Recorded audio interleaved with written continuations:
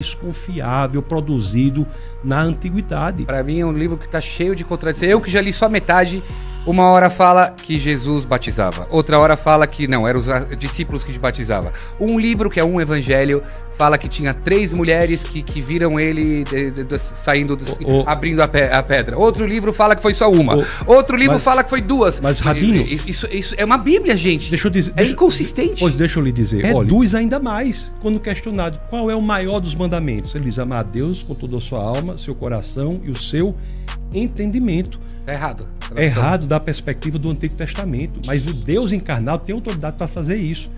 Então, dizer que Jesus não pode fazer é colocar a consequência, a conclusão nas premissas.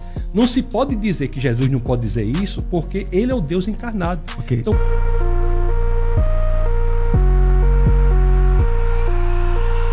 me permite ter uma questão para o pastor César, uma dúvida. É possível, eu acho, né, ter o pastor judeu e o rabino cristão, não é, hoje em dia? Não. Boa questão. Pode existir. Não. Cara, depois tem até rabino. Bom, deixa eu ficar quieto, vai. Eu sei que o mundo tá de ponta cabeça, mas... Não sei se chegou nesse ponto. Ainda bem, a conta não fecha, gente. Rabino, ainda bem que aqui é o pastor cristão e o rabino judeu, deu? Vamos lá. Mas vamos lá, eu não consigo aceitar suas palavras quando você diz que o cristão não deve nada para o Velho Testamento em relação aos judeus, que a palavra é a mesma para todos. Não dá, né? A Bíblia toda hora diz mandamentos para Benei Israel, o povo de Israel. Todo o conceito de Shvatim, as tribos, que são passadas de pai para filho. Que, aliás, esse assunto de Shvatim é que coloca em um grande cheque com relação à genealogia de Jesus, que tem 2 genealogias de Jesus, que você não consegue nem dizer de que tribo ele é, e você sabe muito bem que está claro nos versículos que Mashiach tem que vir da tribo de Judá, ser descendente do rei Davi, aí dizer que ele é concebido por Deus e ao mesmo tempo ele é sim da tribo de Judá. Deus não é Qual o problema da genealogia? Qual é o problema? Então, mas você acredita que Jesus nasceu do Espírito Santo? E Maria. Certo. Então ele não é da tribo de Judá, porque Deus não é tribo. Mas Maria é de que linhagem? Maria é judia. Sim, a descendência de Lucas é sobre Maria. Mas a Torá diz claramente, e aqui a gente já vai ver que não bate com a Torá, que as Shvatim, as tribos de Israel, são passadas de pai para filho. É por isso... Lemishpechotam, lebeitavotam, as famílias são passadas de pai para... Não o ventre judaico é passado pela mãe. As tribos são passadas de pai para filho. Isso faz a Torá ser dos judeus, sim.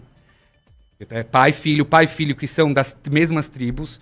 O ventre judaico tem que ser da mãe. E isso coloca em algum grande cheque quem foi Jesus. Porque se ele é concebido pelo Espírito Santo, Deus não é judeu e Deus não pertence à tribo. O senhor quer que eu esclareça essa questão, que é muito importante que o senhor trouxe? Sim. Primeiro, muito do que eu falei aqui foi escrito por judeus.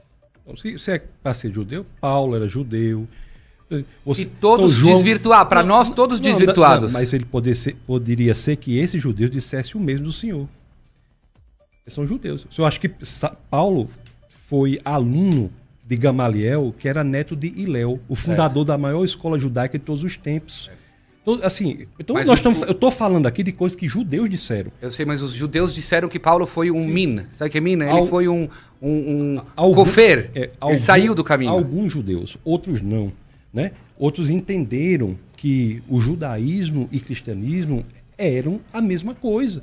Porque o Antigo Testamento e o Novo são um só. E quando eu disse que não devemos nada ao Antigo Testamento, preste bem atenção. Porque foi diante da sua sugestão de que os cristãos abandonassem o Antigo Testamento e se detivessem apenas ao Novo. Eu não considero isso respeitoso, assim, não que o senhor fez desrespeitosamente. O que eu quero dizer é que o texto, o judeu não é detentor. Quem pode ler o Antigo Testamento não é só o judeu. Não, isso eu não falei. Todo mundo pode. E isso, porque nós cristãos entendemos que o Antigo Testamento é um livro cristão. É isso que eu estou lhe dizendo. Então por que vocês não cumprem as 613 mitzvot? Cumprimos em Cristo Jesus e nem o Senhor cumpre, porque não existe mais templo. É verdade. Então a gente cumpre todas que dá. Então estamos no mesmo ponto. Nem eu cumpro. Agora, eu cumpro em Cristo Jesus e o judeu não tem como cumprir. Porque em Cristo, a lei é como Moisés. Aponta a promessa, mas não é capaz de entregá-la. Josué é como Jesus. Entrega a promessa. Em Jesus, a promessa foi entregue. as leis, elas são resumidas, as 613 leis são resumidas para 10 no 10 mandamentos que apresentam Deus. O processo de santificação é a busca da lei. Quando a lei diz assim, não mentirás, é porque Deus é a verdade. Quando diz não adulterarás, porque Deus é fiel. Quando diz não roubarás, porque Deus é confiável.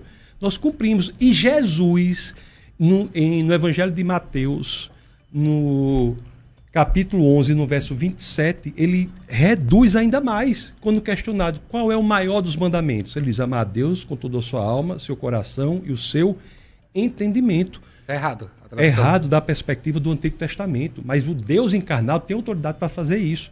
Então, dizer que Jesus não pode fazer, é colocar a consequência, a conclusão nas premissas. Não se pode dizer que Jesus não pode dizer isso, porque ele é o Deus encarnado. Okay. Então, há um resumo. Porque o mesmo Deus que aparece para pelo menos 3 milhões de pessoas, é o que a gente pode dizer, é os 600 mil homens, se você considerar mulheres e idosos, é a contagem que está na Bíblia. Porque o mesmo Deus que aparece numa revelação absurda, onde o povo ouviu a voz de Deus, diretamente ouviu a voz de Deus, falando as leis, passando a Torá para Moisés, muda as regras do jogo numa jogada no escurinho. Não mudou as regras do jogo. Como mudou, não mudou? Senão você estaria cumprindo. Não, porque as leis nunca foram dadas como escadas para alguém se tornar povo de Deus. As leis foram dadas para um povo que já era o povo de Deus. A lei foi dada para um povo que havia atravessado o Mar Vermelho sem sequer molhar os pés, que havia sido miraculosamente alimentado no deserto. A lei não é para se tornar povo de Deus, mas é para cumprir, porque se é de Deus. Isso aqui está para nós hoje. Nós buscamos a lei como um processo de santificação, mas ela é inservível para a salvação. A salvação se dá em Cristo Jesus. Então, a lei não é desimportante, não está revogada, e nem Jesus disse isso. Jesus diz, eu vim para cumprir, não para revogar a lei. E a lei para nós não revogou. Quando ele vem e fala assim, não é importante o que coloca na boca, mas sim o que sai da boca. Pode ser muito bonita a frase, temos que tomar cuidado com o que a gente fala, mas dizer que não é importante o que a gente coloca na boca, Moisés falou que é sim importante o que a gente coloca na boca, que tem certos alimentos que não pode, certos animais que não pode. Então, para mim, isso é sim revogar a lei. Você rasgou a lei de Moisés. Jesus, ele coloca a lei num nível muito mais difícil de se cumprir, na realidade, em vez de revogar. No Sermão da Montanha, Jesus diz assim, não é adulterar, é pensar em adulterar. Ele vai para o epicentro, o centro da lei, o ponto mais profundo da lei e busca o coração. Na realidade, cumprir a lei em Jesus é muito mais difícil, porque não é adulterar. Para o judeu pode pensar em adulterar 1000 vezes, não é pecado. Verdade. Mas se ele adulterar, porque o judeu é muito mais uma ortopraxia. A prática é muito importante. E para o cristão também, mas não como causa de salvação. Então, Jesus, em vez de revogar a lei, colocou a lei num nível muito mais difícil de cumprimento. Porque ele disse assim, olhe, não é adulterar apenas, é pensar em adulterar. Coloca a lei no coração, ele vai para o centro da lei. Mas aí não é humano. Aí não é humano. Quando Deus fala, vamos lá. Não é humano, como assim? Eu vou te explicar. Fazendo uma analogia a isso que você falou, pensar em adulterar, porque humanos pensam em adulterar. Somos humanos, vamos lá. Todo mundo tem tentações. E tal, né? O próprio Deus no Velho Testamento também falou, amarás ao próximo como a ti mesmo. Todos os nossos sábios da Torá oral dizem, é impossível amar o próximo como a ti mesmo. E se eu amasse o próximo como a mim mesmo, quando eu compro um iPhone para mim, eu compro para você também. Eu amo você como a mim. Ninguém ama o próximo como a si mesmo. Veio o Rabi Akiva, século I, e disse, quando a Torá disse, ame ao próximo como a si mesmo, a Torá está dizendo o seguinte, não faça para o próximo o que você não gostaria que fizesse para você. Aliás, Jesus também falou isso, mas eu me incomodo que Jesus não trouxe, não o Rabi Akiva viveu o século I, mas não trouxe sábios anteriores, como Hillel, que já tinha falado isso, que aliás eu me incomodo muito no Novo Testamento, que Jesus não respeita a hierarquia. Poxa, todas as frases bonitas que ele falou já está em Provérbios do Rei Salomão, Hillel falou, Hillel veio antes que ele e tudo tal, mas tudo bem, isso é em parênteses. O que eu quero dizer? Isso que você falou agora de relação a não adulterar com o pensamento não é humano. Então, quando ele falou isso, ele rasgou a Bíblia. Não é humano, por isso nós precisamos de um Salvador. Por isso nós precisamos de um Salvador. Como também, mesmo que ele não trouxesse para esse nível profundo do coração da lei, mesmo mantendo o entendimento da lei como os judeus a mantêm, também não é possível de cumprimento. Claro que é. Ah, é? Assim, quando você estuda a Torá oral... Como é que nós vamos cumprir a lei se nem templo tem, Rabino? Olha, mas os nossos sábios explicam que todo tempo que não tem os sacrifícios, realmente, eu não estou pecando por nada que eu não estou fazendo sacrifício.